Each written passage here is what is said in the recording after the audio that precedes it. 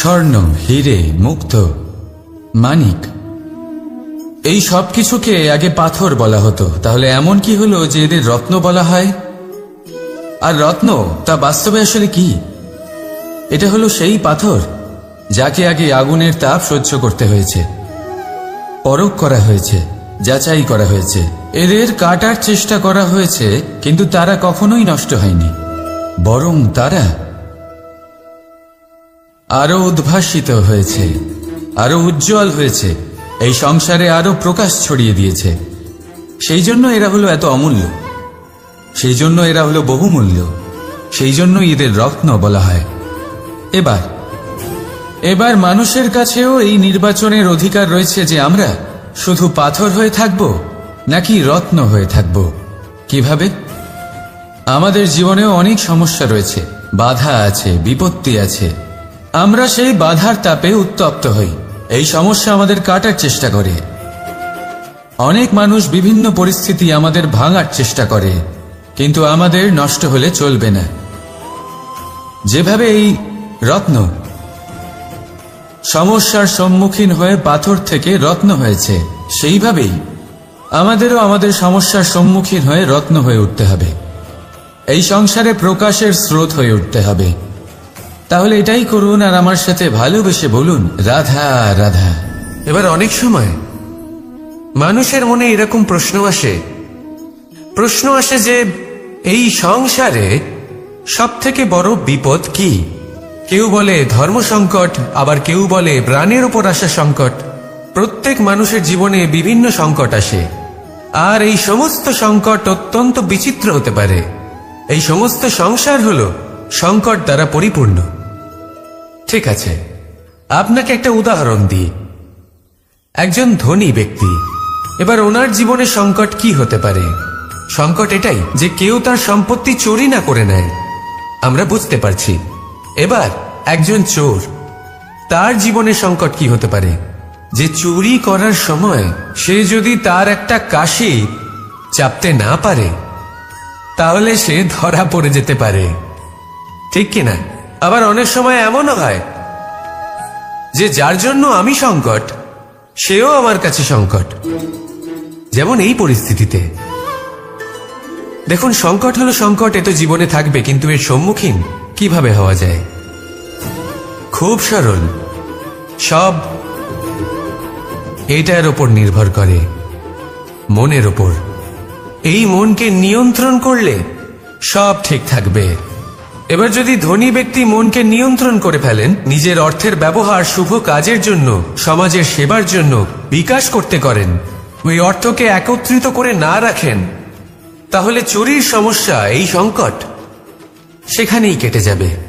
এবার যদি কথা বলি সেই চোরের, তাহলে চোর যদি নিজের মনকে সংযত করে নেয়, যদি নিজের কর্মকে নিয়ন্ত্রণ করতে পারে, তাহলে এমন কোনো স্বর নেই, এমন কোনো স্বর নেই যা ওকে ধরা পড়তে বাধ্য করবে। সেই জন্য জীবনে সংকট যতই আসুক, যত বড়ই সংকট আসুক না কেন, কবচ হলো একটাই, আর এই কবচের নাম হলো আত্মনিয়ন্ত্রণ। নিজের মনকে নিয়ন্ত্রণে রাখতে শিখুন। এটা নিজের জীবনে প্রয়োগ করে তো দেখুন। যদি আপনি করতে পারেন, তবে আপনি দেখবেন যে সংকট তো জীবনে আসা যাওয়া করে, কিন্তু সেই সংকটগুলির সম্মুখীন আপনি এইভাবে করতে পারবেন। তাহলে সেটাই করুন, আর আমার সাথে ভালোবেসে বলুন, রাধা রাধা। জীবনে যখনই আমাদের সামনে কোনো সংকট আসে, তখন আমাদের সামনে দুটো পথ খোলা থাকে। প্রথম পথ ভয়ভীত হয়ে যাওয়া, দ্বিতীয় পথ সাহসীর সাথে তার সম্মুখীন হওয়া। এই দুইয়ের উদ্দেশ্য সমান, লক্ষ্য হলো সমান, আত্মসুরক্ষা, জীবন রক্ষা। কিন্তু ভয়কে দুর্বল মনে করা হয় আর সাহসকে আপনার বল বলে মনে করা হয়। কারণ হলো এটাই যে ভয় তা হলো শুধুমাত্র একটা প্রতিক্রিয়া, আর সেইখানে সাহস এটা হলো একটা নিশ্চয়, একটা প্রতিবদ্ধতা। আর যদি সাহসের সাথে আপনি সংকটের সম্মুখীন হন, তাহলে হয়তো সেই সংকট আপনি চিরকালের মতো দমন করতে পারবেন। কারণ বিপদ যখন আসে, তখন সর্বপ্রথম আমাদের দ্বন্দ্ব হয় এখানে, মনে। সেই বিপদের সম্মুখীন আমরা এখানে হই। যদি এই হৃদয়কে, এই মনকে আপনি সাহসী করে তুলতে পারেন, তাহলে তাতে কখনো ভয় আসবে না, আর সেই বিপদের সম্মুখীন হওয়াও সরল হবে, জয়লাভ করাও সরল হবে। তাই নিশ্চিত রূপে সাহস হলো অধিক শ্রেষ্ঠ। জীবনে যখনই কোনো সংকট আসবে, তখনই সাহসের সাথে তার সম্মুখীন হন, আর আমার সাথে ভালোবেসে বলুন, রাধা রাধা। সংসারের সবথেকে মূল্যবান ধন কি হতে পারে? সেটা কি সেই স্বর্ণ যা দিয়ে অলংকার তৈরি করে আমরা ধারণ করি, নাকি সেই সব হিরে, মুক্ত, রত্ন যা হয় আমরা নিজেদের মুকুটে ধারণ করি বা হাতে আংটি বানিয়ে ধারণ করি, নাকি সেই ধন যার দ্বারা আমরা সংসারে যা চাই তাই কিনতে পারি? এই সব হলো ধন সম্পত্তি, কিন্তু সব থেকে বেশি মূল্যবান কিন্তু এরা নয়। এগুলো যে কেউ আপনার থেকে অনায়াসে কাটতে পারে। কোনো চোর চুরি করে নিতে পারে, কোনো ডাকাত এসে লুট করে নিতে পারে। সংসারের সব থেকে মূল্যবান ধন হলো সেটাই যাকে আমরা জ্ঞান বলে থাকি, যা আপনার থেকে কেউ কেড়ে নিতে পারবে না। কোনো ডাকাত লুট করে নিতে পারবে না, কোনো চোর চুরি করতে পারবে না, কোনো রাজা কর রূপে আপনার থেকে কেড়ে নিতে পারবে না। এগুলো আপনার সাথেই থাকবে। কিন্তু একটা কাজ আছে যা আপনি করতে পারেন। এই জ্ঞানরূপী ধন আপনি ছড়িয়ে দিতে পারেন। এই জ্ঞানই হলো এমন একমাত্র ধন যা ভাগ করে নিলে আরো বেড়ে যায়। সেই জন্য জীবনে সব সময় মনে রাখবেন, জ্ঞান লাভ করার বিষয়ে বেশি একাগ্র হন, ধন লাভ করার দিকে নয়। আমাদের মন প্রসন্ন চিত্ত হয়ে বলবে, রাধা রাধা। বৃক্ষের বীজ একটা সর্ষের দানার থেকেও ছোট হয়, কিন্তু যখন এটা বড় হয় তখন একটা বট গাছের মতো বৃহৎ আর মহান হয়ে ওঠে। গঙ্গা নদী, এর প্রারম্ভ হয় একটা ছোট্ট আর সরু স্রোত দিয়ে, তারপর সেটা বড় ধারায় বদলে যায়, তারপর সেটা নদীতে বদলে যায়, আর তারপর মহানদীতে পরিবর্তিত হয়। আপনি কি বুঝতে পারছেন যা আমি আপনাকে বোঝানোর চেষ্টা করে চলেছি?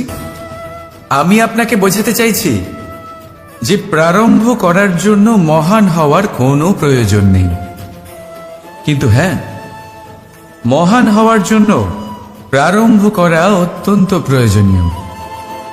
তাই শুরু করুন। আপনার ক্ষুদ্র এই প্রারম্ভ আপনার জন্য বৃহৎ হয়ে উঠতে পারে। শুরু করেই দেখুন না, আপনার গন্তব্য আপনার জন্য অপেক্ষা করে আছে।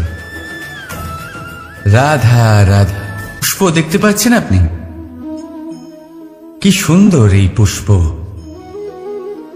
সবাই চায় এরকম কোনো এক পুষ্প সে নিজের করে নেবে, নিজের কাছে রাখবে। এবার ভাবুন, এই পুষ্প যে সম্মান পায় তা কিসের জন্য পায়? শুধু কি তাকে সুন্দর দেখতে বলে? আসুন আপনাকে একটা কথা বোঝাই। এই ফুল যখন গাছে থাকে তখন এই রূপ আমাদের আকর্ষণ করে। এই ফুল দিয়ে যদি আপনি মালা বানান, কোনো মূর্তিতে দেন, তাহলে তা সম্মানের নিদর্শন হয়। এবার এই ফুলই যদি আপনি বিছানাতে ছড়িয়ে দেন, তাহলে সেই দৃশ্য দেখে সেই সুবাসে আপনার মন পুলকিত হয়ে ওঠে। কিন্তু ভাবুন, এই পুষ্পই যদি আপনি চিতায় সাজান, তাহলে এই পুষ্পকে আর কেউ সম্মান করে না। একই রকম কথা, সেই একই পুষ্প এক পরিস্থিতিতে সম্মান পাচ্ছে, এক পরিস্থিতিতে নয়। কেন?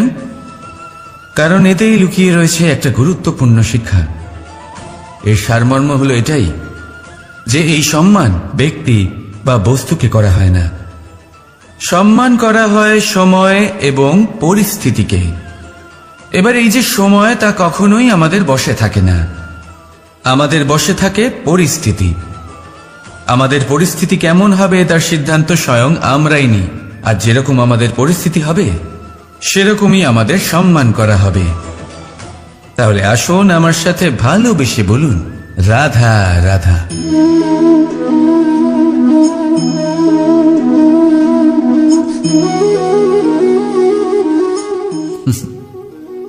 এবারে আপনারা ভাবছেন যে আমি এত একাগ্রতার সাথে এই পিঁপড়েকে কেন দেখছি। আপনাকে বলি যে আজ এই পিঁপড়েকে দেখে আমি মন্ত্রমুগ্ধ হয়ে গেছি। ওর রূপ বা ওর আকার দেখে নয়, এই পিঁপড়ের প্রচেষ্টা দেখে।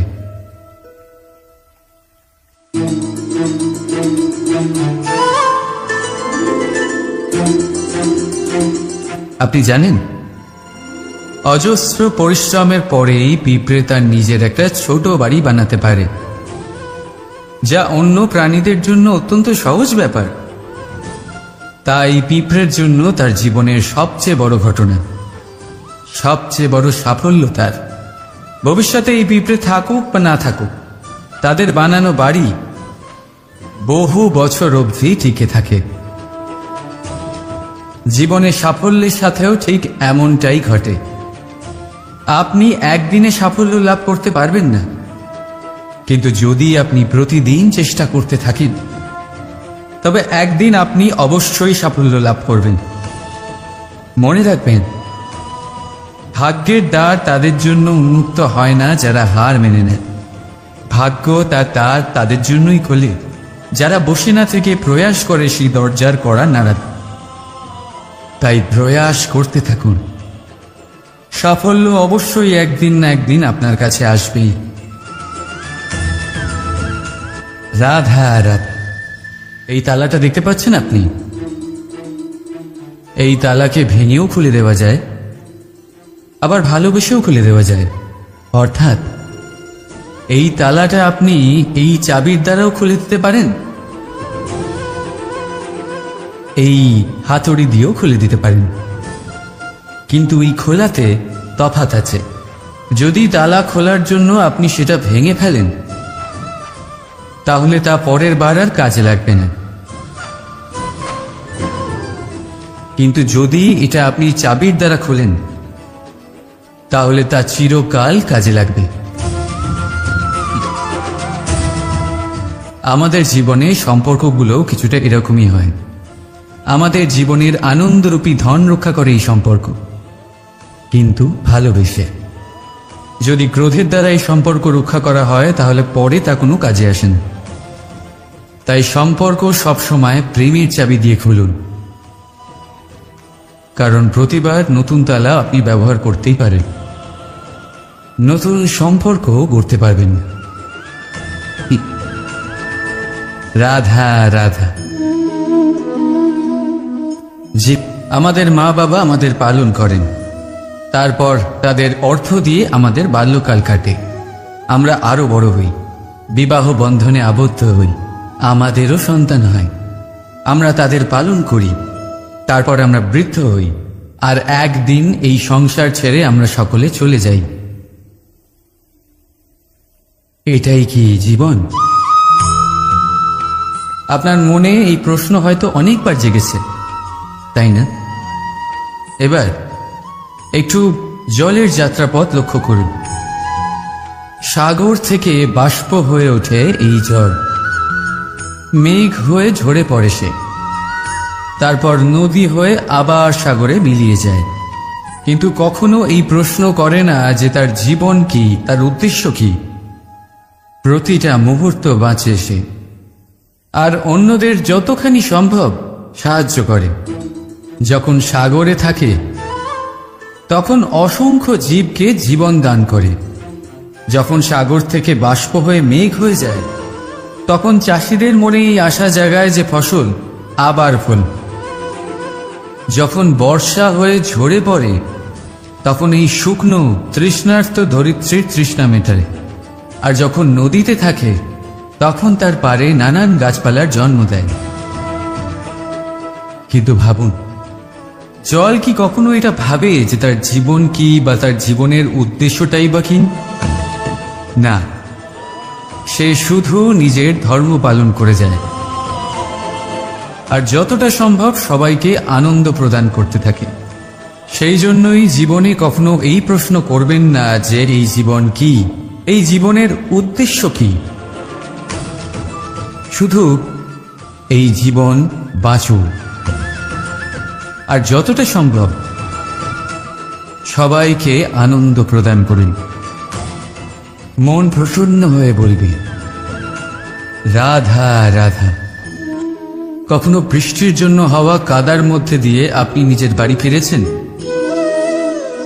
পাদুকা পরার জন্য আপনি ওই কাদা থেকে অবশ্যই বেঁচে যান, কিন্তু সেই পাদুকা থেকে আগত নোংরা কাদার ছিটে আপনার বস্ত্রকে ময়লা করেই দেন। কিন্তু তাও সেই ছিটের জন্য আপনার বস্ত্র ময়লা হয়ে যাবে, সেই জন্য আপনি পাদুকা পরা ছেড়ে দিন না।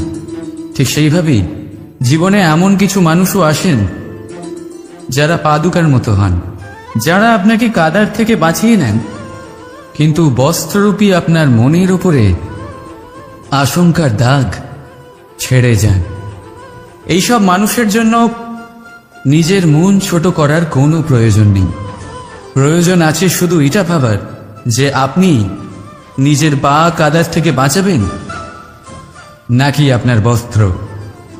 জীবনে গম্ভীর হওয়া ভালো কথা, কিন্তু সমস্ত বিষয়ে যদি গম্ভীরভাবে ভাবতে থাকেন তাহলে জীবনের আনন্দটাই শেষ হয়ে যাবে। এই সংসার অস্থায়ী, এখানে এমন কিছুই নেই যা চিরকাল জীবিত থাকবে। তাই যতক্ষণ এই জীবন আছে সন্তুষ্টি আর আনন্দ নিয়ে বাঁচুন। নিজের উপর আগত কাদার ছিটের দিকে মন দেবেন না, শুধু আনন্দ বিতরণ করুন। মন প্রসন্ন হয়ে বলবে, রাধা রাধা। এই সংসারের সব থেকে বড় সত্যি হলো জন্ম এবং মৃত্যু, কিন্তু আরো বড় একটা সত্য আছে, মিত্র এবং শত্রু, যা আমাদের সকলের জীবনে থাকে। মিত্র সে যে আমাদের সঙ্গ দেয় এবং সংসারের সব থেকে উঁচু শিখরে আমাদের নিয়ে যায়, এবং শত্রু সে যে যে কোনো মুহূর্তে যে কোনো শিখর থেকে আমাদের নিচে ফেলে দিতে পারে। এবার বিচিত্র ব্যাপার হলো এটাই যে আমরা নিজেরাই এদের সাথে নিয়ে চলি, নিজেরাই এদের পালন করি। তা কি করে? প্রথমে বুঝুন এই মিত্র এবং শত্রু কারা। আপনার নিজের মন, আর কেউ নয়। এই মনই হলো মিত্র যখন তাতে ভারসাম্য বজায় থাকে, তা নিয়ন্ত্রিত থাকে, তা পবিত্র হয়। কিন্তু যদি এই মন অনিয়ন্ত্রিত হয়ে পড়ে, যদি আপনাকে সে নিয়ন্ত্রণ করতে শুরু করে, তখন সেই আপনার সব থেকে বড় শত্রু হয়। সেই জন্য এই মনের ওপর নিয়ন্ত্রণ রাখতে শিখুন, এতে ভারসাম্য বজায় রাখতে শিখুন। তাহলে আপনি এমন এক বন্ধুকে পাবেন যে আপনাকে এই সংসারের শিখরে পৌঁছে দেবে। আসুন আমার সাথে ভালোবেসে বলুন, রাধা রাধা। ঈশ্বর আসলে কে? সংসারের বেশিরভাগ মানুষের কাছে ঈশ্বর হলেন এই সংসারের রচয়িতা, পালনকর্তা। কারোর কাছে উনি জ্ঞাতা, কারোর কাছে উনি হলেন আস্থার প্রতীক, আবার কারোর জন্য শুধুমাত্র অন্ধ বিশ্বাস। ইনি হলেন আপনার ইষ্ট। সেই জন্যই তো গুরু, মাতা, পিতা এনাদেরও ঈশ্বরই বলা হয়েছে। যাদেরকে আমরা ঈশ্বর বলে মনে করি, যারা আমাদের ইষ্ট, তারা আমাদের একটি পথ দেখান, একটি দিকে চালিত করেন। সেই পথে চলে আপনি শুভ কর্ম করতে পারেন। আর যখন কোনো ব্যক্তি তার ঈশ্বরের আদেশ পালন করেন, তখন সে নিজে থেকেই শুভ পথে অগ্রসর হয়ে যান। বেশ কয়েকজন মানুষ ঈশ্বরের ওপর আস্থা রাখেন এবং ভাবেন যে অনুচিত কোনো কাজ করা উচিত নয়, ঈশ্বর দেখছেন। ওনারা ভয় পান যে কোনো অনুচিত কর্ম করলে কে জানে তার পরিণাম কি হবে। এমন অনেক ব্যক্তি রয়েছেন যারা ঈশ্বরকে বিশ্বাস করেন এবং জানেন যে ঈশ্বর তাদেরকে দেখছেন। তাই যে যে শুভ কর্ম ওনারা করেছেন তার ফল তারা অবশ্যই পাবেন।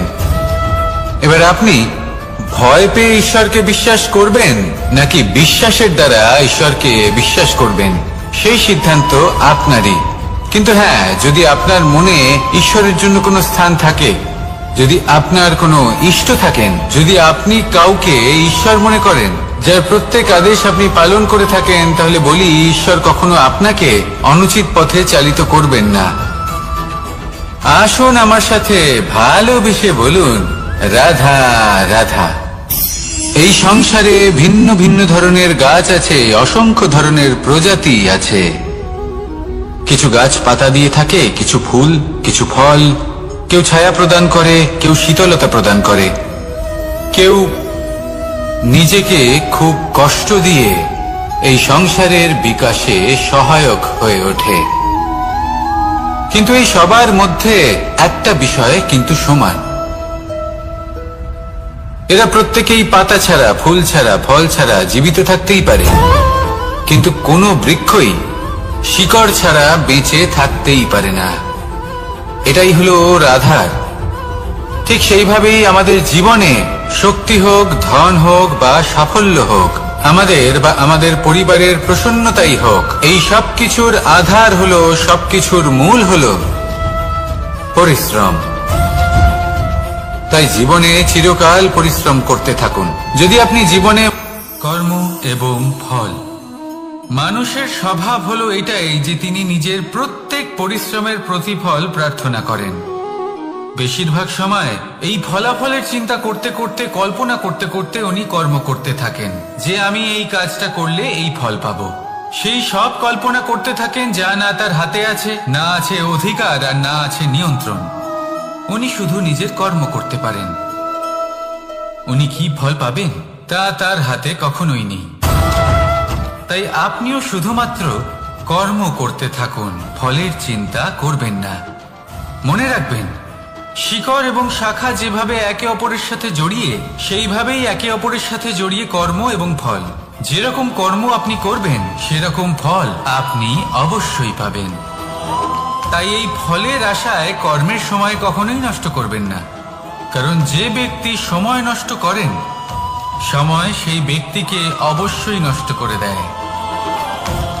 কর্ম করুন নিঃস্বার্থভাবে, ফলের চিন্তা করবেন না, আর আমার সাথে ভালোবেসে বলুন রাধা রাধা। কর্ম এবং ফল, দেখতে গেলে এই সমস্ত ব্রহ্মাণ্ড এই দুইয়ের মাঝেই স্থির হয়ে আছে। মানুষজন কর্ম করেন ভালো ফল লাভের আশায়, আর ভালো ফল লাভের আশায় উনি এটাই ভুলে যান যে উনি যে কর্ম করছেন তা কি করছেন। আমি বলেছিলাম কর্ম করুন ফলের চিন্তা না করে, কিন্তু কি কর্ম করছেন সেই বিষয়ে ভাবাটাও অত্যন্ত আবশ্যক। নয়তো অনেক সময় আমরা এমন কর্ম করে ফেলি যা না চাইতেও বিষে পরিণত হয়, যা হয়েছে দুঃশাসনের সাথে, দুর্যোধনের সাথে, গুরু দ্রোণের সাথে। একজনের মানসিকতা উচিত ছিল না, একজনের বিবেক উচিত ছিল না, আরেকজন যে পক্ষ নির্বাচন করেছিলেন সেই পক্ষ উচিত ছিল না। আর যা কিছু ওনাদের সাথে হলো, আপনার, আমার, আমাদের সকলের সাথে তা হতে পারে। আমি বলেছিলাম কর্ম করুন, ফলের চিন্তা করবেন না, কিন্তু এই কর্মের বিষয়ে বিচার করে দেখাটাও ততটাই আবশ্যক। দেখুন, কর্ম করার উচিত প্রক্রিয়া ফলের চিন্তা না করা, কিন্তু যদি আপনার কর্ম শুভ হয় তাহলে তার ফলও নিয়তি আপনাকেই দেবে। সর্বদা কর্ম করার সময় এটা ভাবুন যে আপনার এই কর্ম এই সংসারকে, এই সমাজকে, আপনার পরিবারকে, আপনার আশেপাশের মানুষজনকে কোন দিশায় নিয়ে যাবে। যদি এটা সবার জন্য মঙ্গলময় হয় তাহলে কর্ম করতে থাকুন। আর হ্যাঁ, নিশ্চিত রূপে ফলের চিন্তা করবেন না। আসুন আমার সাথে ভালোবেসে বলুন রাধা রাধা। বটবৃক্ষের বীজ সর্ষের দানার থেকেও ছোট হয়, কিন্তু যখন তা নিজের রূপ ধারণ করে তখন তা বিশাল বৃক্ষের আকার ধারণ করে, যা সহস্র বছর ধরে বেঁচে থাকে, ছায়া প্রদান করে, পাখিদের আশ্রয় প্রদান করে, আর দেয় পথচারীদের বিশ্রাম করার স্থান। কেন? কারণ সেই ছোট বীজ তা মাটির ভেতরে গিয়ে নিজের খোলস ত্যাগ করে। অন্ধকারে থাকে সে, যতই আলো আসুক না কেন, যতই বর্ষা আসুক না কেন, সব সহ্য করে। আর তারপরে একটা চারা গাছ অঙ্কুরিত হয়, তারপর ধীর গতিতে একটা বিশাল বৃক্ষতে পরিণত হয়। দেখুন, জীবনে কঠিন সময় আসে, এই জন্য নয় যে আপনি হার মেনে নেবেন, এই জন্য আসে যাতে আপনি ভবিষ্যৎ নির্মাণের জন্য নিজেকে তৈরি করতে পারেন, যদি কঠিন সময়ে আপনি ওই বীজের মতো দৃঢ় হয়ে থাকতে পারেন, তাহলে আপনিও একদিন সেই বিশাল বৃক্ষের মতো নিজের অস্তিত্ব গড়ে তুলতে পারবেন, যা সহস্র বছর পর্যন্ত মনে রাখা হবে। আসুন আমার সাথে ভালোবেসে বলুন, রাধা রাধা। এই ব্রহ্মাণ্ড কত বৃহৎ, তাই না? যার সম্মুখে এই পৃথিবীকেও একটা বিন্দুর মতো মনে হয়। আর এই পৃথিবীতে আমরা কে হই, আমাদের আকার কি রকম, আমাদের অস্তিত্বই বা কি? যখন আমরা এভাবে ভাবি তখন মনে হয় আমরা কিছুই নই। তা আমরা যখন কিছুই নই, তাহলে আমরা এত চিন্তা করি কেন? কি ভেবে ভয় পাই? কাকেই বা এত ভয় পাই? কে আমাদের মারতে পারে আর কেই বা আমাদের জন্ম দেবে? আত্মার আসলে না কখনো জন্ম হয় আর না কখনো মৃত্যু। আত্মা শুধুই শরীর বদল করে। আপনি, আমি, আমরা সকলে এই শরীর নয়, আমরা হলাম আত্মা, যা হলো পরম আত্মার পরম অঙ্গ। সেই জন্য মনে রাখবেন, বাইরের কোথাও দেখবেন না, নিজের অন্তরের গভীরে গিয়ে দেখুন, আত্মাকে উপলব্ধি করতে শিখুন। ক্লেশ, ভয়, চিন্তা, এই সব কিছুর থেকে নিজেকে দূরে রাখুন, তাহলেই উপলব্ধি করতে পারবেন পরমাত্মা কে। তাহলে আসুন আমার সাথে ভালোবেসে বলুন, রাধা রাধা। পরিবর্তন এই সংসারের শাশ্বত নিয়ম। কোন রাজা নেই যিনি চিরকাল রাজা থাকেন, কোন ধনী ব্যক্তি নেই যিনি চিরকাল ধনী থাকবেন। এই সংসারে সূর্যের স্থান নেওয়ার জন্য চন্দ্রিমার আগমন ঘটে। কোন স্থান যাকে পতিত বলা হয়েছিল, সেখানে মহল তৈরি হয়েছে। কোন স্থান যাকে আজ মলিন বলা হয়েছে, কাল সেখানে মন্দির স্থাপন হতে পারে। কোন ঋতু চিরকালের জন্য থাকে না, কখনো সময় চিরকাল একরকম থাকে না। আজ যে আপনার কাছে রয়েছে, কাল অন্য কারোর ছিল। আজ যে আপনার কাছে রয়েছে, কাল তা অন্য কারোর কাছে চলে যাবে। আপনার সাথে কিছু থাকলে তা হলো আপনার কর্ম, কিন্তু সেই কর্মের পরিণামও আপনার নয়। আপনি শুধু কর্ম করুন, বাকি সবকিছুই পরিবর্তনশীল। কিন্তু সেই পরিবর্তনকে দেখে ভয় পাওয়ার প্রয়োজন নেই, তাকে স্বাগত জানান। যদি আপনি হাসি মুখে সেই পরিবর্তনকে স্বাগত জানান, তাহলে এই পরিবর্তনও হাসি মুখে আপনার সাথে থাকবে। আসুন আমার সাথে ভালোবেসে বলুন, রাধা রাধা। সঞ্চয়। মানুষের যখন থেকে বোধবুদ্ধি হয়, সঞ্চয় করতে আরম্ভ করে দেন। সঞ্চয় করতে থাকেন ভোজনের, সঞ্চয় অর্থের, সঞ্চয় শক্তির। নিজের জন্য করেন, নিজের পরিবারের জন্য করেন, নিজের স্ত্রীর জন্য করেন, সন্তানের জন্য করেন, সন্তানের সন্তানের জন্য সঞ্চয় করেন। সঞ্চয় করার জন্য ওনার কাছে অনেক কারণ রয়েছে, কারণ উনি এটা ভাবেন যে এই সঞ্চিত শক্তির জন্য কেউ ওনার কোনো ক্ষতি করতে পারবে না। মানুষ ভুলে যান একটা গুরুত্বপূর্ণ কথা, এই সত্য, উনি এই সংসারে খালি হাতেই এসেছিলেন, আর এখান থেকে ওনাকে খালি হাতেই যেতে হবে। যা এখানকার তা এখানেই থেকে যাবে। আর যদি কিছু ওনার সাথে যায়, তা হলো ওনার কর্ম, আর কিচ্ছু নয়। তাই যদি কিছু অর্জন করতে চান, তাহলে শুভ কর্ম অর্জন করুন, আত্মশক্তি অর্জন করুন, কারণ পরলোকে এটাই হবে আপনার সম্পত্তি। তাহলে কি এটা আপনি অর্জন করতে চান না? আসুন আর আমার সাথে ভালোবেসে বলুন, রাধা রাধা। সদিচ্ছা। দেখতে গেলে 3 অক্ষরে তৈরি এই শব্দ, কিন্তু সমস্ত ত্রিলোক তার উপরেই আধারিত। আপনি এই সংসারে এসেছেন, তখন অবশ্যই শ্বাস নেবেন, কিন্তু তার বদলে আপনাকে কিছু তো দিতেই হবে। আপনার উপর নির্ভর করছে আপনি কি দেবেন। কি দেবেন এই সংসারকে, এই সমাজকে, নিজের পরিবারকে, আর তার বদলে কি নেবেন? যশ নাকি অপযশ? দেখুন, এক ছিল রাবণ, যে কিনা সমুদ্র পার করল সীতাকে অপহরণ করার জন্য, আর এক ছিলেন রামচন্দ্র, যিনি সমুদ্র পার করেছিলেন, সেতু বানিয়ে গিয়েছিলেন সীতাকে ফিরিয়ে নিয়ে আসার জন্য। দুজনেই সমুদ্র পার করেছিলেন, শুধু পার্থক্য ছিল সদিচ্ছাকে বোঝার লক্ষ্যের।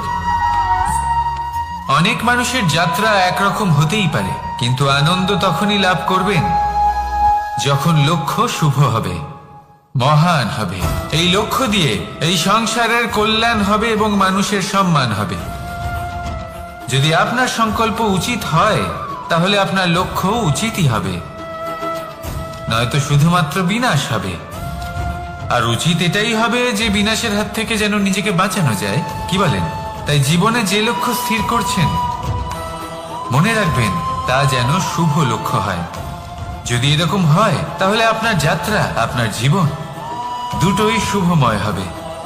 আসুন আর আমার সাথে ভালোবেসে বলুন, রাধা রাধা। সুরক্ষা। এই সুরক্ষা আসলে কি? এটা কি কোনো কবচ নাকি কোনো সীমা? এই সুরক্ষা আসলে অন্য কিছু। আমাদের মাতা পিতা, আমাদের প্রিয়জন, আমাদের বন্ধু, এই সমাজ, আমাদের শুভাকাঙ্ক্ষী, আমাদের আত্মীয়, এনারা সবাই আমাদের জীবনে কোনো না কোনো ভাবে সুরক্ষা দিয়ে থাকেন, একটা কবচ দিয়ে থাকেন কোনো না কোনো রূপে। কিন্তু দেখতে গেলে আমাদের পরাক্রমের পথে, আমাদের বীরত্বের পথে, আমাদের সাহসের পথে এই সুরক্ষাই সব থেকে বড় বাধা হয়ে দাঁড়ায়। একবার ভেবে দেখুন, যদি আপনি কোনো সুরক্ষাই না পান, বা যদি আপনি এই সুরক্ষা ভেঙে বাইরে আসতে পারেন, তাহলে আপনার বীরত্ব চরম সীমায় পৌঁছে যায়। কেন? কারণ তখন আপনি জানেন যে এই সংসারের সম্মুখীন আমাদের নিজেদেরই হতে হবে। আপনি বুঝে যান যে শত্রুর সম্মুখীন এবার নিজের বলের দ্বারা, নিজের পরাক্রমের দ্বারা, নিজের সাহসের দ্বারা করতে হবে। আর তখন আমাদের মনের মধ্যে এই শক্তি জাগ্রত হয়। এই শক্তি অন্তরেই বসবাস করে। শুধু এটা চিনে নিতে হবে, একে জাগ্রত করতে হবে। আর এটা সুরক্ষা ভেঙে যাওয়ার পরেই সম্ভব হয়। আর যারা নিজের শক্তি সম্পর্কে জানেন, যিনি নিজেই জানেন তিনি কতটা শক্তিশালী, তিনি নিজেই নিজের সুরক্ষা কবচ চিরকালের মতো ভেঙে ফেলে দেন, ঠিক কর্ণের মতো। আর তারপরে দেখুন, আপনার পরাজয় হোক বা বিজয়ী হোক না কেন, সেটাই অনেক বড় হয়, সেটাই প্রশস্ত হয়ে থাকে। সেই জন্য ত্যাগ করুন নিজের ভয়কে, নিজের আশেপাশের এই সুরক্ষা চক্রকে ভেঙে ফেলুন। আর সম্মুখীন হন এই সংসারে নিজের শত্রুর সম্মুখীন হন। পরাক্রমের এই অঙ্কুর, তা অঙ্কুরিত হওয়ার জন্য বীজের উপরের এই কবচ, এটা ভেঙে যাওয়া অতি আবশ্যক। আসুন আমার সাথে ভালোবেসে বলুন, রাধা রাধা। যখন আমরা হাঁটতে থাকি আর আমাদের পায়ে কাঁটা বিঁধে যায়, তখন মুখ দিয়ে আহ বেরিয়ে আসে, কান্না চলে আসে, আর অনেক সময় অভিশাপও বেরিয়ে আসে। কিন্তু আমরা কি কখনো এটা এইভাবে দেখেছি, এইভাবে ভেবেছি যে আমরা যে পথে চলেছি সেই পথে কাঁটা বিঁধেছে, নাকি আমরা সেই পথ নির্বাচন করেছি যাতে শুধুই কাঁটা রয়েছে? নাকি আমরা এভাবে ভেবে দেখেছি যে এই কাঁটা আমাদের কষ্ট দিতে এসেছে, নাকি এটা আমরাই বিছিয়ে রেখেছিলাম? সাবধান থাকা উচিত ছিল, কারণ কাঁটা বিঁধলে যন্ত্রণা হবে, চিৎকার করে ফেলতে পারি, মুখ থেকে অভিশাপও বেরিয়ে আসতে পারে। কিন্তু এই অভিশাপ শুধুমাত্র আমাদের তরফ থেকে অভিশাপ হয়, সামনের ব্যক্তিটির উপরও নির্ভর করে। এবার সেই ব্যক্তি যদি এমন হয় যে ফুল আর কাঁটা এই দুই সমানভাবে গ্রহণ করতে পারে, তার কাছে অভিশাপও বরদানে পরিণত হয়। শেষ পর্যন্ত ব্যাপারটা দাঁড়ায় ভাবনা, চিন্তা, দৃষ্টিভঙ্গির উপর। কারণ আপনার এই ভাবনাই সত্যি হয়ে সামনে আসে। সেই জন্য এই ভাবনা, চিন্তা, মানসিকতাকে গুরুত্ব সহকারে দেখবেন। এই বিবেচনা নিয়ে বিবেচনা করতে শিখুন। আমার কথার অর্থ হলো যে জীবনে যখন এরকম কিছু একটা ঘটবে, তখন ভেবে দেখুন যে এরকম কেন হলো। আপনি কি এমন কোনো কর্ম করেছিলেন যার কর্মফল এটা? এমন কোনো কাজ যা অনুচিত ছিল, অসত্য ছিল, যা অভদ্রতার কারণ ছিল? ভেবে দেখা প্রয়োজন। দেখুন, ইচ্ছে হলো আপনার যে আপনি কি করতে চান, ভাবনা আপনার, সত্য আপনার, জীবন আপনার, সিদ্ধান্ত আপনার। আসুন আর আমার সাথে ভালোবেসে বলুন, রাধা রাধা। সময়। এই সময় আসলে কি? এই সময় একটা সরল রেখা তো কখনোই নয়। সময় হলো একটা চক্র, যেখানে এর আদি সেখানেই হলো এর অন্ত, আর যেখানে তা শেষ হয় সেখান থেকেই তার শুরু হয়। এই সময় একটা অত্যন্ত বিচিত্র চিন্তা, বিচিত্র ভাবনা, একটা বিচিত্র বস্তু যা কেউ বুঝতে পারেন না। এই সময়ের লীলা, এর কোনো প্রমাণ নেই, কোনো জ্ঞান নেই, কোনো পরিমাপ নেই। শুধু এটুকু আমরা জানতে পারি, যেখানে শেষ হবে সেখান থেকে একটা নতুন সূচনাও হবে। যা আজ আপনার কাছে আছে কাল অন্য কারোর কাছে যাবে, তারপরে তার কাছ থেকেও অন্য কারোর কাছে যাবে, তারপরে তার থেকেও ছিনিয়ে নেওয়া হবে। এই নিয়তির একজনের কাছ থেকে অন্যজনের কাছে আদান প্রদানের এই সময় হলো আপনার সময়।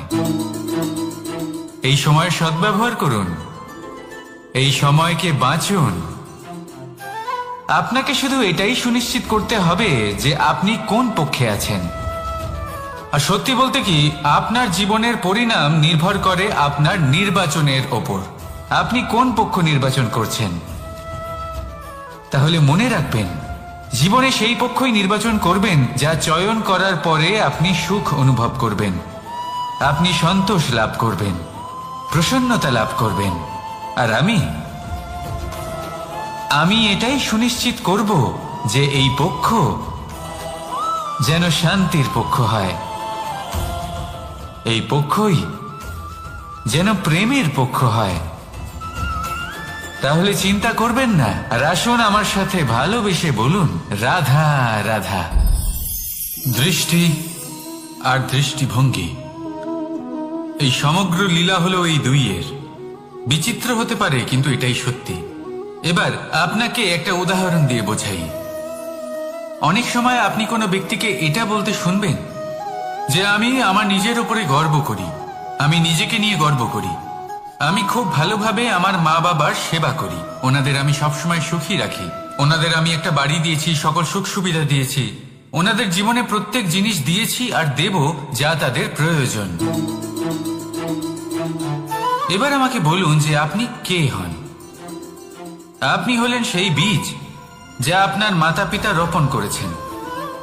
আপনার মা বাবাই আপনাকে এই সংসারে জন্ম দিয়েছেন। এবার এইসব কথার কি তাৎপর্য? এই হলো সেই ব্যক্তির দৃষ্টিভঙ্গি। এবার দেখা যাক এই প্রকৃতি আমাদের কি শেখায়। কখনো কোনো গাছকে দেখবেন, যখন সেই গাছে ফল আসে, সে মালিকে এটা বলে না যে দেখো আমি তোমাকে ফল খেতে দিচ্ছি। সেই বৃক্ষ এটা বলে না যে দেখো আমি তোমায় আহার করতে দিচ্ছি, কারণ ও জানে যে এটা হলো সেই মালির পরিশ্রম, এটা হলো তারই কর্মের ফল, আর এটা তারই পাওয়া উচিত। সে বলে যে তোমার জিনিস তোমাকেই অর্পণ করলাম, এ আমার জিনিস নয়। ও জানে সেই মালির গুরুত্ব আসলে কি। এটা হলো তার দৃষ্টিভঙ্গি। সেই জন্য আপনি জীবনে কোন ব্যক্তির মধ্যে, কোন পশু পাখির মধ্যে, কোন প্রাণীর মধ্যে, কোন পরিস্থিতিতে, কোন আবেগের মুহূর্তে কি দেখতে পাচ্ছেন, সেটা আপনার দৃষ্টিভঙ্গির উপরে নির্ভর করছে।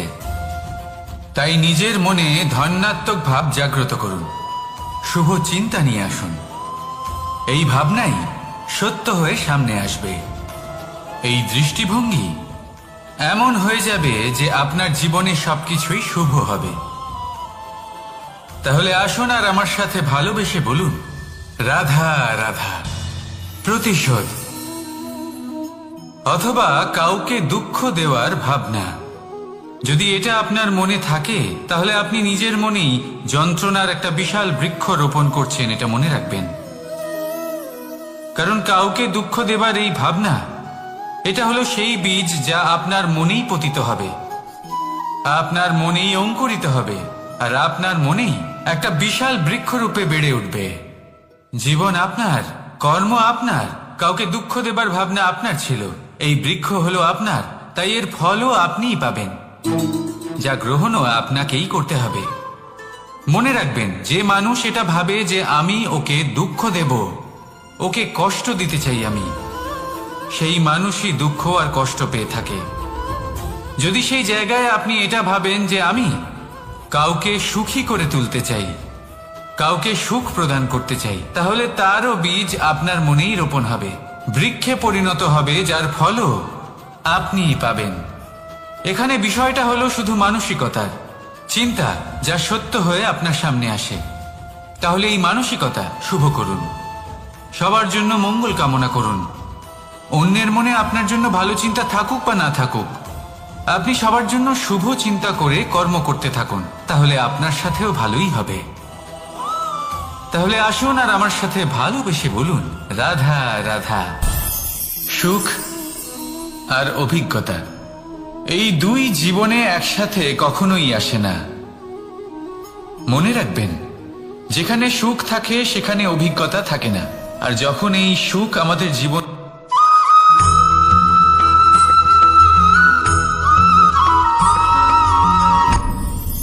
আপনি কি কখনো কোনো জলের ধারা দেখেছেন? তার সামনে যতই মাটি থাকুক না কেন, যতই কাদা থাকুক না কেন, যখন এই জলের ধারা বইতে আরম্ভ করে দেয়, তাহলে নিজের মনের, নিজের ভাবনার, নিজের জীবনের যত অনাবশ্যক তত্ত্ব আছে, অনুপযোগী অংশ রয়েছে, অর্থাৎ অপরিষ্কার অংশ রয়েছে, তা নিজে থেকেই নির্মল হয়ে উঠবে। আর যেরকম জলের ধারা কখনো থেমে থাকে না, সব সময় বয়ে চলে, সেইভাবে আপনিও কখনোই থামবেন না। সবসময় বয়ে চলুন, এগোতে থাকুন। পথে যদি অনেক বিপদ আসে, সমস্যা আসে, থামবেন না, তার উপর নিরন্তর প্রহার করুন, নিরন্তর প্রয়াস করুন আর অগ্রসর হন। আপনি ভেবে দেখুন, এই জলের ধারা কখনো থেমে থাকে না, সবসময় বয়ে চলে, বিপদের সম্মুখীন হয়ে তাকে সাথে বয়ে নিয়ে চলে। সেই জন্য জলের ধারা, প্রবাহমান এই ধারা, এর থেকে কখনো দুর্গন্ধ আসে না, এতে কখনো ময়লা জমতে পারে না, বরং পালিত হয় সুন্দর প্রাণবন্ত জীবজন্তু, যেমন সুন্দর ছোট মাছ। তাই আপনিও এটাই করুন, কখনো থামবেন না, শুধু চলতে থাকুন, জলের ধারার মতো বইতে থাকুন। আপনি আপনার লক্ষ্য অবশ্যই খুঁজে পাবেন, আর তার সাথে নিজের অন্তরের যে মালিন্য রয়েছে, তা আপনি নিজেই নিজের থেকে দূরে করে দেবেন। তাহলে আসুন আর আমার সাথে ভালোবেসে বলুন, রাধা রাধা।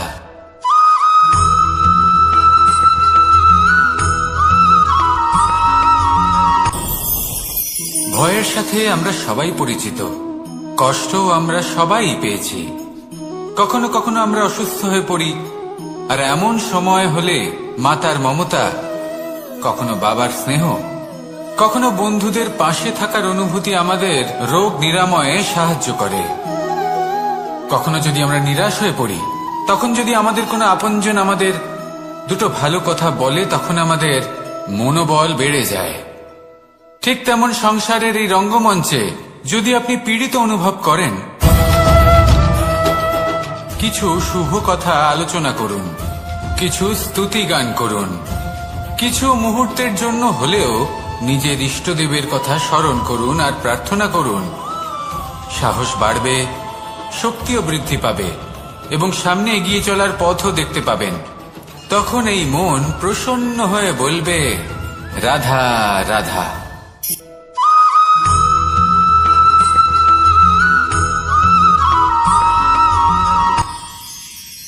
মানুষ তার জীবনে দুই ধরনের পরিস্থিতিকে খুব ভয় পায়।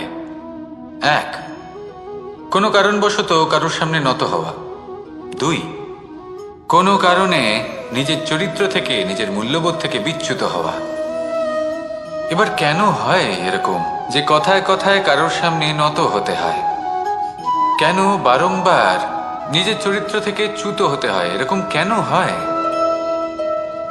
এটা তখনই হয় যখন আমাদের শিক্ষা এবং মূল্যবোধের অভাব থাকে।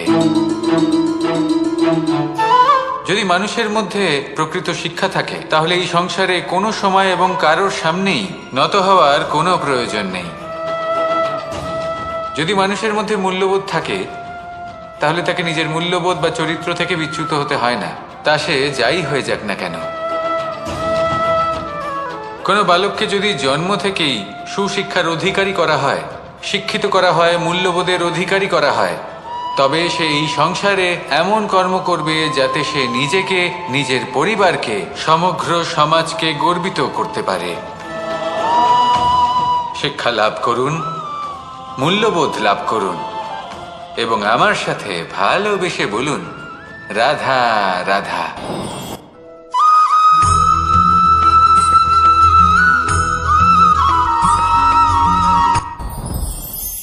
সাথী। সাথী এই শব্দটির ব্যাখ্যা কে কিভাবে করে? মিত্র, সখা, বন্ধু। কিন্তু অর্থ একটাই, তিনি যিনি আপনার সঙ্গী হন আর তিনি যার সাথী আপনি হন। এবার সব থেকে বড় প্রশ্ন হলো এটাই যে তিনি কে হতে পারেন যাকে আপনি আপনার সাথী বলে মেনে নিতে পারেন, নিজের সখা, নিজের মিত্র, নিজের বন্ধু মেনে নিতে পারেন। আপনার সাথী হলেন তিনি যিনি দুঃখের সময় আপনার পাশে থাকবেন, আপনার হাত ধরে থাকবেন।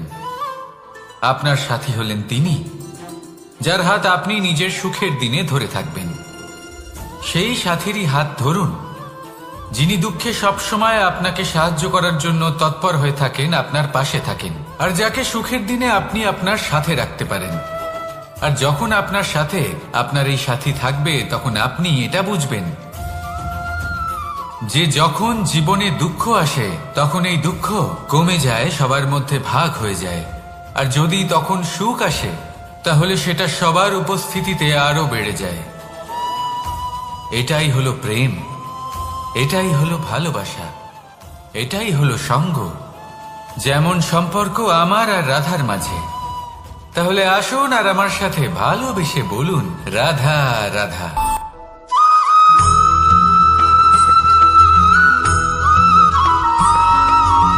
কখনো কখনো আমরা ভাবি যে কোনো ব্যক্তি যিনি ধর্মের পথে চলেছেন, যদি তার দ্বারা কোনো ভুল হয়ে থাকে তাহলে নিয়তি তাকে সেই মুহূর্তেই কঠোর শাস্তি দেন। কিন্তু সেই সব মানুষ যারা সংসারের সব থেকে বড় অধর্মী, বহু নিকৃষ্ট মানের কাজ করেন, তাদের নিয়তি অনেক সুযোগ দেন। তাদের নিয়তি এরকম কঠোর প্রহার করেন না। এই ভাবনা কখনো না কখনো মনে আসেই। ভেবে দেখুন কেন? আসলে জীবনকে বেশিরভাগ মানুষ একভাবেই দেখে থাকেন, বিভিন্ন স্তরে একে দেখা উচিত। এবার আপনি বলুন, এই সংসারে কোনো অধর্মী কখনো প্রেরণার উৎস হতে পারেন? কখনোই নয়। যে মানুষ নিজের আত্মাকে মলিন করে ফেলেছেন তিনি এই সংসারকে কিভাবে প্রেরণা যোগাবেন? উনি নিজেই বুঝতে পারেন না কোনটা করা উচিত, ধর্ম কোনটা। তাই নিয়তি তাকে একটা সুযোগ দেন, এটা বোঝার সুযোগ দেন যে কোনটা উচিত, কোনটা ধর্ম। সুযোগ দেন নিজের বিবেক জাগিয়ে তোলার, তাকে সুযোগ দেন নিজের অন্তরাত্মার ডাক শোনার। যখন তাতেও কাজ হয় না তখন নিয়তির কাছে একটাই পথ বাকি থাকে, আর তা হল মহাবিনাশ। মহাবিনাশ হয়তো দেরিতেই আসতে পারে, কিন্তু তা অবশ্যই আসবে। আর যখন মহাবিনাশ আসে তখন মহাবিনাশের যন্ত্রণা সমগ্র মানব জীবনের যন্ত্রণার থেকে অনেক বেশি হয়। এই কথাটা সবসময় মনে রাখবেন। আর অন্যদিকে যে মানুষ ধর্মের পথে চলছেন তার দ্বারা যদি কোনো ভুল হয়ে থাকে তখন নিয়তি তার পরীক্ষা নেন। কিছুক্ষণের জন্য মানুষের মনে হতে পারে নিয়তি তাকে কঠোর শাস্তি দিয়েছেন,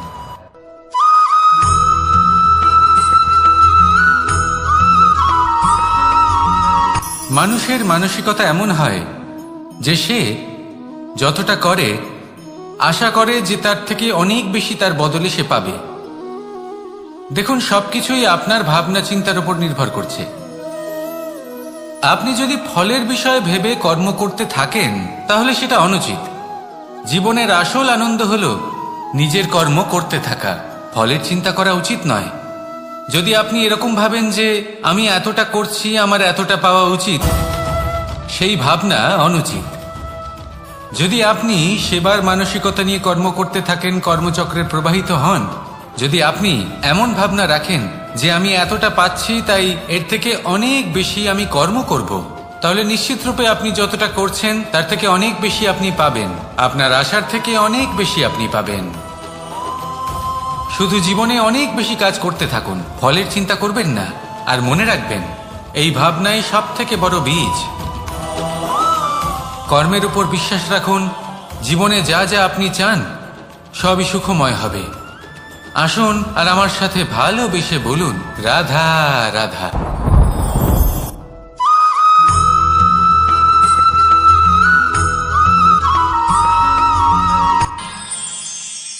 আমরা সবাই সূর্যকে সম্মান কেন করি?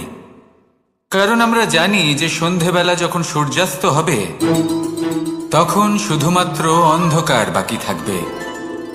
ঠিক কিছুটা এরকমই হয় আমাদের মাতা পিতাও, যিনি আমাদের জন্ম দেন, আমাদের ভরণ পোষণ করেন, আমাদের বড় করেন, আমাদের প্রেম প্রদান করেন।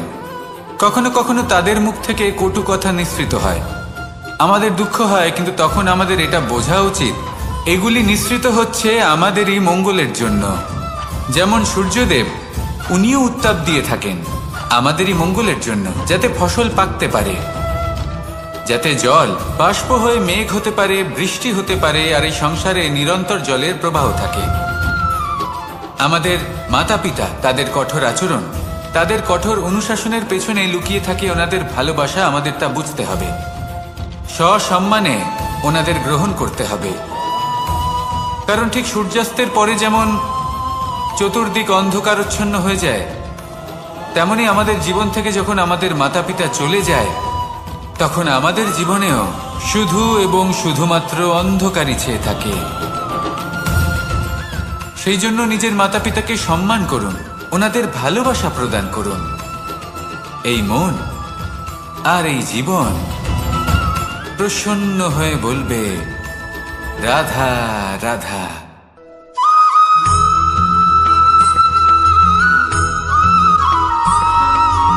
সন্তান যতই আঘাত প্রদান করুক না কেন, প্রেম পূর্বক সহ্য করে আর তার বদলে অমূল্য রত্ন প্রদান করে। সন্তান যদি হাল চালায় তাহলে তার বদলে তাকে অন্ন প্রদান করে। এটাই হলো ধরনী। এবার এর থেকে আমরা কি শিক্ষা পেতে পারি? এটাই যে কারোর জন্য কিছু করা বা কাউকে কিছু দেওয়া মনে কোনো কামনা ছাড়াই। আর এই কথাটা বুঝে যান, যদি কারোর জন্য কামনা না রেখে বা কোনো পাওয়ার আশা না রেখে কারোর জন্য কিছু করেন বা কারোকে কিছু দেন, যদি এটা আপনি শিখতে পারেন তবে আপনি ভালোবাসতে শিখে গেছেন। আর সেই জন্যই এই ধরিত্রীকে মাতা বলা হয়।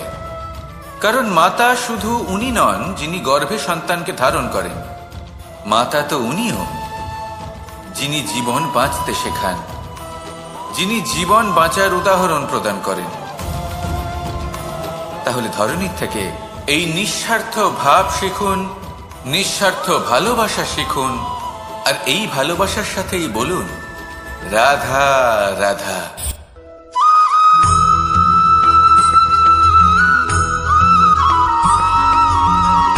কথায় আছে অন্ধকারে পড়ে আর একটা অমূল্য শিক্ষা পেতে হবে।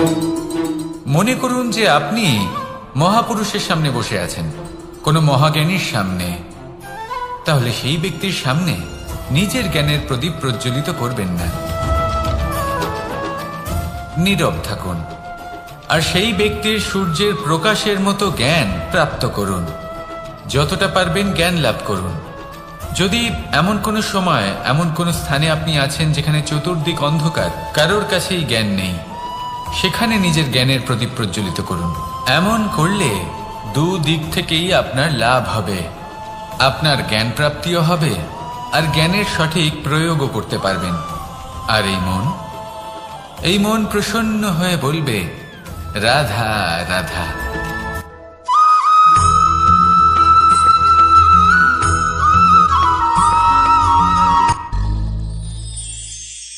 শিশিরের বিন্দু পাতার ওপর পড়ে আর তার গায়ে লেগে থাকে। পাতা তাকে শুষে নিতে পারে না আর শেষ পর্যন্ত সে ঝরে পড়ে যায়। অন্যদিকে রয়েছে মেঘ এবং চাতক। এদের মধ্যে অনেক দূরত্ব থাকে। মেঘ থাকে আকাশে আর চাতক থাকে ধরিত্রীতে।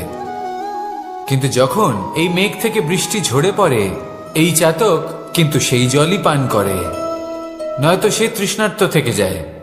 এবার অন্যদিকে দেখলাম শিশির বিন্দু আর পাতার এই সম্পর্ক। এরা খুব কাছাকাছি থাকে, ঘনিষ্ঠও থাকে। অন্যদিকে রয়েছে মেঘ এবং চাতকের সম্পর্ক, যাদের মধ্যে অনেক দূরত্ব থাকা সত্ত্বেও তারা খুব ঘনিষ্ঠ, তাই না? এই সারমর্ম খুব সরল। এই নৈকট্য, এই দূরত্ব, তা আপনার সম্পর্কে প্রভাব কিছুতেই ফেলতে পারে না। এই নৈকট্য, এই দূরত্ব, এইসব হলো শুধুমাত্র মনের ব্যাপার। কখনো আপনি অনুভব করেছেন আপনি কারোর থেকে অনেক অনেক দূরে আছেন, অনেক দূরে আছেন, তাও সেই ব্যক্তির প্রতি আপনি টান অনুভব করেন? সেখানে আপনি কারোর সাথে প্রত্যেক দিন অতিবাহিত করেন, সমস্ত জীবন অতিবাহিত করেন, সব থেকে বেশি সময় তার সাথে অতিবাহিত করেন, তাও তার প্রতি সেই টান অনুভব করেন না। এই সংকেত হলো মনের দূরত্বের। তাহলে মনের এই দূরত্ব দূর করুন আর আমার সাথে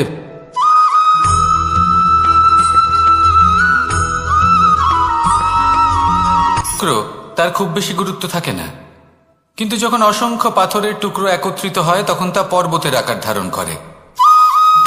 সেইভাবেই কিছু মানুষ যখন একত্রিত হন তখন তৈরি হয় পরিবার, কিছু পরিবার যখন একত্রিত হয় তখন তৈরি হয় সমাজ, যখন অনেক সংখ্যক সমাজ একত্রিত হয় তখন তৈরি হয় রাজ্য। এবার এই রাজ্যের সব থেকে গুরুত্বপূর্ণ ব্যক্তি হতে পারেন রাজা, কিন্তু তাও সেই রাজা একা কিছু করতে পারেন না। যুদ্ধ লড়ার সময় তারও নিজের সৈন্যদলকে প্রয়োজন পড়ে। কিন্তু এই সংসারে এমন একজন ব্যক্তি আছেন যিনি একাই সব কাজ করতে থাকেন, এবং সেই ব্যক্তি হলেন মা। আমাদের জীবনে একজন পিতার ভূমিকা কিন্তু নিঃসন্দেহে অমূল্য, কিন্তু আমাদের সকলের জীবনে যে ভূমিকা একজন মায়ের তা অন্য কারোর থাকে না। একজন মা একাই সন্তানকে বড় করতে পারেন, সংস্কারী করে তুলতে পারেন, তার জন্য পরিশ্রম করেন। আর এত কিছু কাজ করার পরেও তার কাজের জন্য তিনি প্রশংসা অবশ্য পান না। উল্টে যদি সেই সন্তান অনুচিত পথে চালিত হয়, অনুচিত কর্ম করে, তখন সেই মাকেই অপবাদের পাত্র হয়ে উঠতে হয়। আমাদের জীবনে মায়ের যোগদান কতটা সেটা বুঝুন। আপনাকে বড় করে তোলার জন্য উনি কতটা পরিশ্রম করেছেন সেটা বুঝুন। আজ থেকে, এখন থেকে, এই মুহূর্ত থেকে মাকে সম্মান করতে শিখুন। যখন সময় পাবেন, যখন সুযোগ হবে, তখন তার প্রশংসা করুন, ওনারও ভালো লাগবে। আর মায়ের এই মমতার জন্য, তার এই ভূমিকার জন্য আসুন সবাই মিলে আমরা তাকে প্রণাম করি, আর সকলে মিলে ভালোবেসে বলি রাধা রাধা।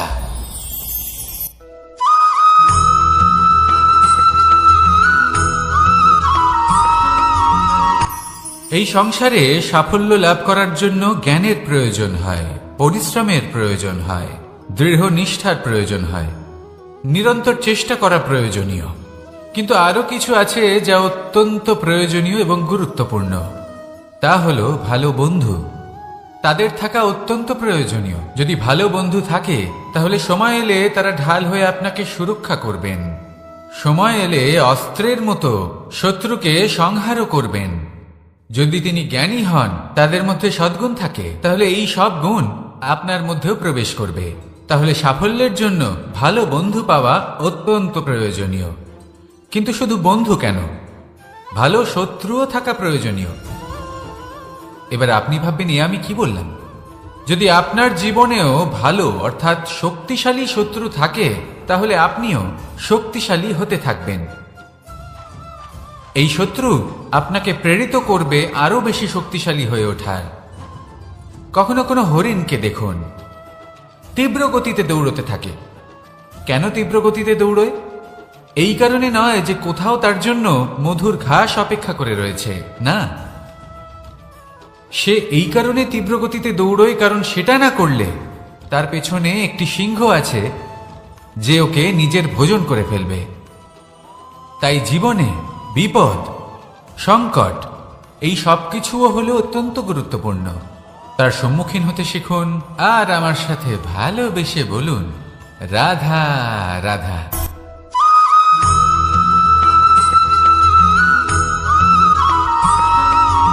মানুষ জন্মগ্রহণ করে, তার সাথে ভয়েরও জন্ম হয়। ছোটবেলা থেকেই আমাদের মনে কোনো না কোনো প্রকারের ভয় থেকেই যায়।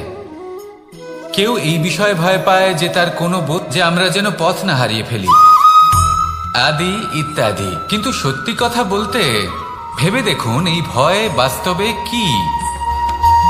শুধুই একটা মনস্থিতি, আর কিছুই নয়। যা কিছু আপনি জীবনে পেয়েছেন তা একদিন আপনাকে হারাতে হবে। এই জীবন হলো আপনারই, কিন্তু তাও একদিন সমাপ্ত হবে। তাই ভয় পেয়ে কি লাভ? এই ভয় শুধু আপনাকে জীবন যাপন করা থেকে বাধা দিচ্ছে, আর কিচ্ছু নয়। পথ হারিয়ে ফেললেই বুঝতে পারবেন যে নতুন পথ কিভাবে বানাতে হয়।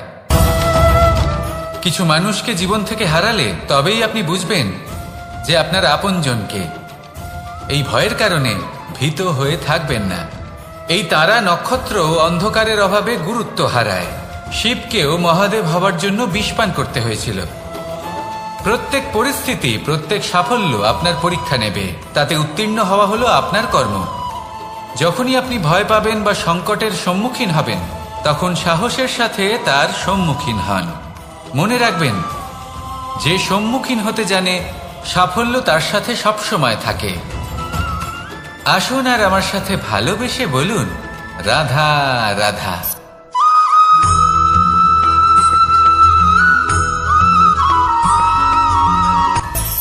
মানুষের মধ্যে একটা বিচিত্র হলে বলবো, কোনো দাসকে দেখুন, ওকে দেখে লোকে বলে যে ওর ভবিষ্যৎ সেটাই হতে পারে, অনুমান করে ফেলেন। আর এই রাজাকে দেখুন, উনি তো কত সুখী হবেন, উনি তো জগতের সব থেকে অধিক সুখী মানুষ, কত সুখ সুবিধা আছে ওনার কাছে, ধারণা করে ফেলেন। তবে সত্য তো এটাই যে কারোর ব্যক্তিত্বের বিষয়ে, তাদের ভবিষ্যতের বিষয়ে আপনি পূর্ণ সত্য কখনোই বলতে পারবেন না, শুধু অনুমান করতে পারবেন। আর এই অনুমান করে সত্যি কোনো লাভ হয় না, কারণ এই কাল সেটা হলো অত্যন্ত শক্তিশালী। কালো থেকে কালোতর কয়লাকেও হিরেতে পরিণত করতে পারে, অনেক বড় বড় রাজাকেও বিদূষক বানিয়ে ফেলতে পারে এক মুহূর্তেই। তাহলে আপনি অনুমান করে কি লাভ? কি পেলেন অনুমান করে? সেই জন্য কারোর বিষয়ে কোনো অনুমান করবেন না, তার ভবিষ্যতের বিষয়ে অনুমান করতে যাবেন না, কারোর বিষয়ে কোনো ধারণা করে নেবেন না। কিছু করতে হলে ভালোবাসুন, সবার মধ্যে ভালোবাসা ছড়ান, সবার মধ্যে ধন্যাত্মক ভাব ছড়ান। এই মন প্রসন্ন হয়ে বলবে, রাধা রাধা।